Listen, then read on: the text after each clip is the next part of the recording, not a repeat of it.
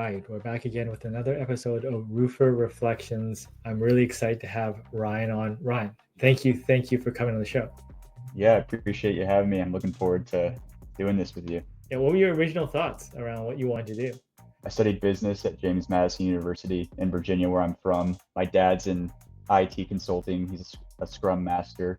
And so I was kind of torn on what I wanted to major in. So I chose computer information systems.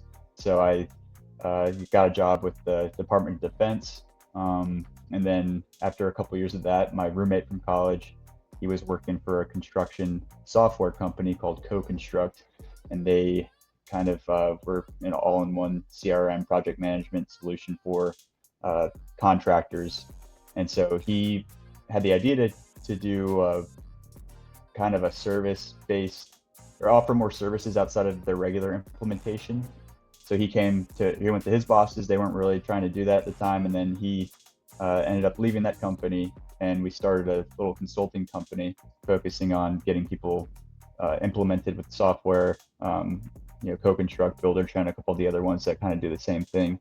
And so that led to him getting an opportunity with one of our clients because he wanted to learn more of the production side. So he got a job working for this gentleman, Carl Champley, out of Los Angeles, and that kind of left me in limbo. So I was like, okay, so I have a college degree. I know kind of how to talk construction, but I don't know anything about it. It seems like with automation, construction might be, or probably will be, one of the last things that kind of gets taken over by automation. So I was looking at learning a trade, and this is 2020. So at the time, everyone was kind of trying to figure stuff out. And so I was like, okay, I'll join maybe an electrical union. It's like a 2-year wait list in LA, and you typically have to know somebody. So I applied for this job on Indeed, and then that's kind of, to answer your question in a long roundabout way, that's kind of where I got started in roofing, was actually as a technician for a roofing company out of Utah, but I was based in LA. When you had your own firm and you were kind of doing implementations, what did you learn? It was just a two-man kind of show. So you're in charge of bookkeeping, sales, operations. So you're kind of learning a little bit about everything, and it's a lot of this. You can study business, but it doesn't really prepare you for the business world, maybe outside of problem solving. So yeah, just being able to solve problems, learning a lot about customer service. Just you're kind of in charge of each business function with a small team. So it was cool learning a little bit about a lot, and then just how difficult it is to gain and retain clients, especially when you have a niche in construction, software consulting. It's kind of an interesting way to just learn about business in general. Who taught you? How'd you learn?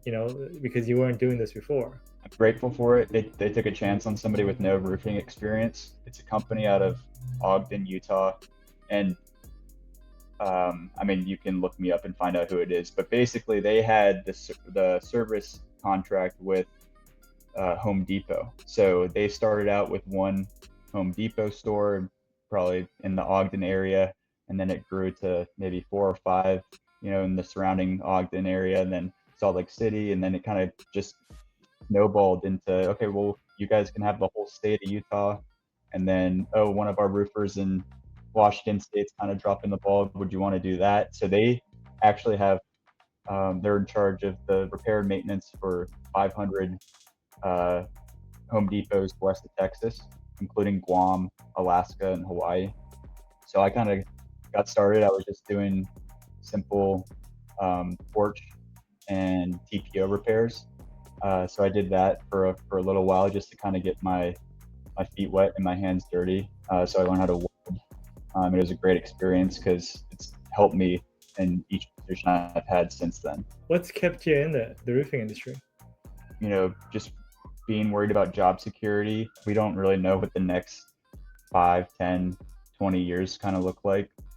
So I thought construction was a safe kind of industry to fall back on. I think a lot of people can relate to this, maybe even you, but roofing wasn't something I wanted to do, when I was 5 years old.